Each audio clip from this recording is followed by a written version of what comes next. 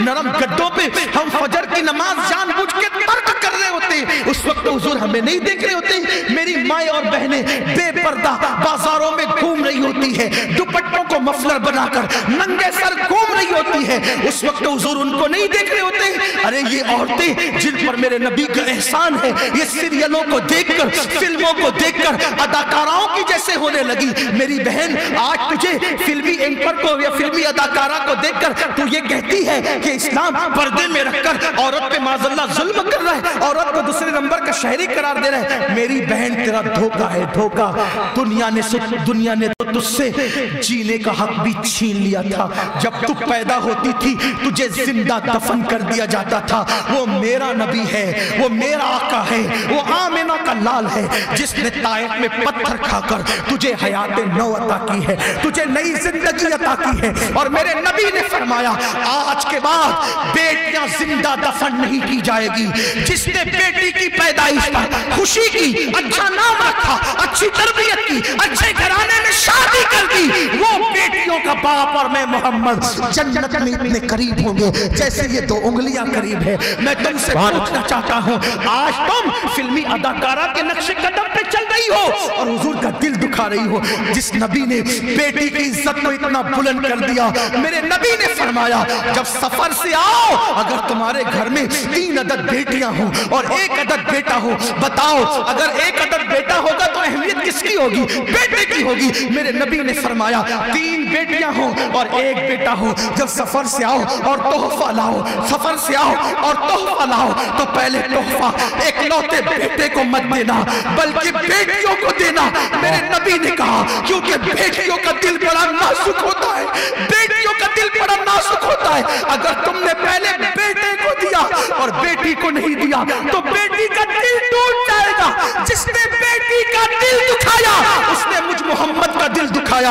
आप मुझे बताओ, जिस नबी ने बेटी का दिल अपने दिल की तरह करार दिया हो, आज उस कौम की बेटियां गैरों के साथ भाग रही है, आज उस कौम की बेटियां नाजायज ताल्लुकात पैदा कर रही है, आज उस कौम की बेटियां ब्यूटी पार्लरों में जाकर चेहरे बना रही है, आज उस कौम की बेटियां पतले और बारीक लिबास पहनकर जहन्नम का अजाब बोल ले रही है। मैं कौम की बेटियों से पूछना चाहता हूं, इतनी कमजोर है मेरी बहन तू, अगर तुझे डांट दे तो तेरे आंसू निकल आए। जब तू किसी की डांट नहीं सुन सकती, तेरे आंसू निकल आते हैं, तो अल्लाह का वो जहन्नम का अजाब जिसमें पहाड़ भी पिघल जाएंगे, जिसमें पहाड़ भी पिघल करके बह जाएंगे, जरा बता मेरी बहन, अल्लाह का वो अजाब तू कैसे बर्दाश्त कर सकेगी? जिस नबी ने तुम्हें इज्जत दी, जिस नबी ने तुमसे प्यार किया, आज तुम उसी नबी से दूर हो गए। जालिमों, महबूब का हक था यही, इश्क के बदले बगावत कीजिए।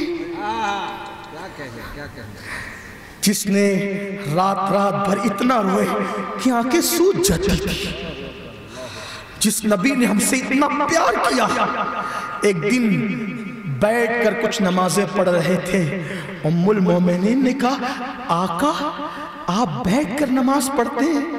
सरकार ने फरमाया, आयशा मेरी उम्मत के गम ने मुझे बूढ़ा कर दिया,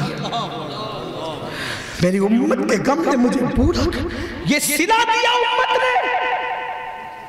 जिस नबी ने कुत्ते और जानवरों का तक ख्याल किया, आज वो उम्मती अपने पड़ोसी का भी ख्याल नहीं करता, आज वो उम्मती अपने बूढ़े माँ बाप का भी ख्याल नहीं करता, आज वो उम्मती अपनी बीवी का भी ख्याल नहीं करता। सुनो, इस्लाम दाढ़ी टोपी और सिर्फ तस्बीह मुसल्ले का नाम नहीं है, इस्लाम हुजूर के मुकम्मल उसवा पर अमल करने का नाम है। अल्लाह के रसूल ने तस्बीह और माला जपने वालों को बेहतर नहीं करार दिया, सिर्फ सरकार अलैहिस्सलाम फरमाते तुम में सबसे बेहतर वो है जो अपनी बीवी के साथ बेहतर सलूक करता है, और मैं तुम सब में बेहतर हूं इसलिए कि मैं अपने घर वालों के साथ तुम सब में अच्छा सलूक करता हूं।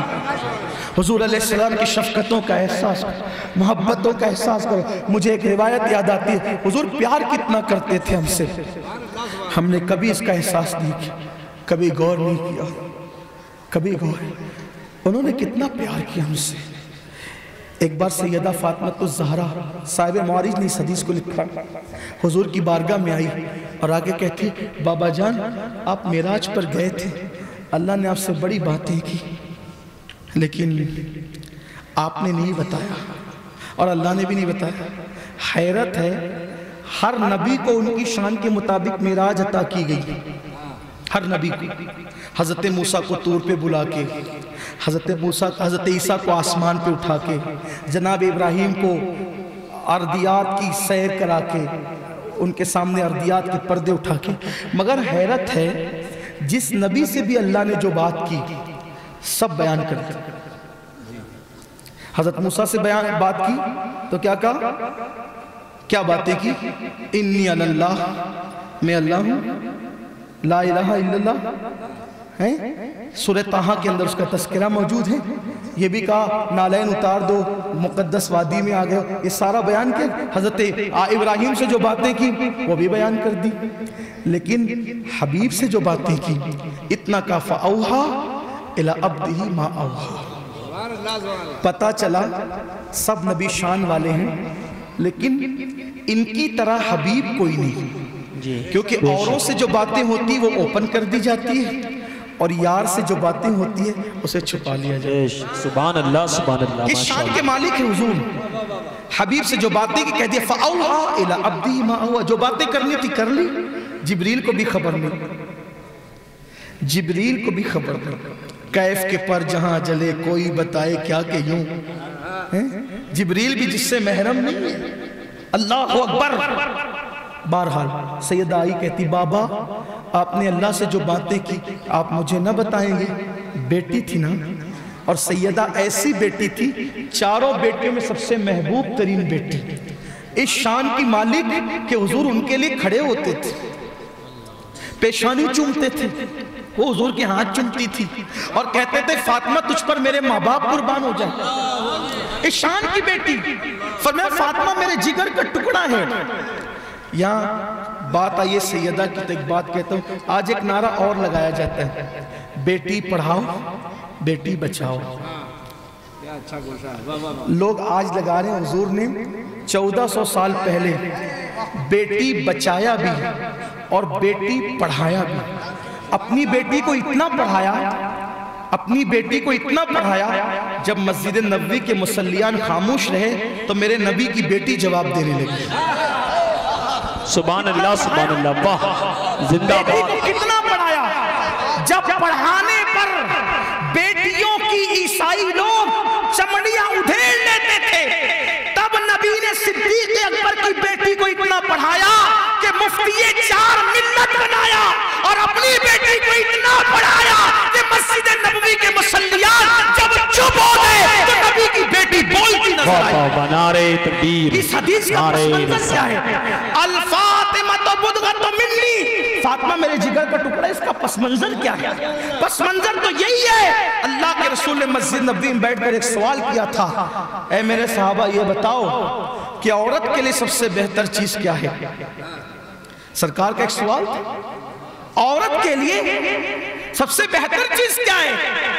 صحابہ جواب دینے لگے، یہ حضور علیہ السلام نے رضامندی کا اظہار نہیں کیا، حتیٰ کہ اس دن باب مدینۃ العلم بھی بول پڑے، لیکن مراد رسول کے مطابق ان کا بھی جواب نہ تھا۔ اس دن بات یہ تھی، اللہ اکبر، صدیق اکبر نے بھی جواب دیا ہوگا، فاروق اعظم نے بھی، سب نے دیا، لیکن مراد رسول کے مطابق جواب نہ تھا۔ ایسے میں مولا علی اٹھے، گھر گئے اور گھر میں جا کر کے کہا فاطمہ آج حضور نے ایک سوال کیا ہے جس کا جواب مراد رسول کے مطابق کوئی نہیں دے پا رہا ہے۔ تو پوچھا سیدہ نے کیا سوال کیا آقا نے؟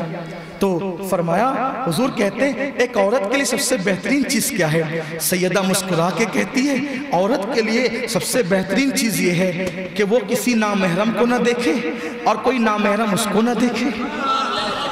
عورت کے لیے سب سے بہترین چیز یہ ہے کہ وہ کسی نامحرم کو نہ دیکھے اور نامحرم اس کو نہ دیکھے۔ اللہ اکبر، یہ سوال کا جواب ملا۔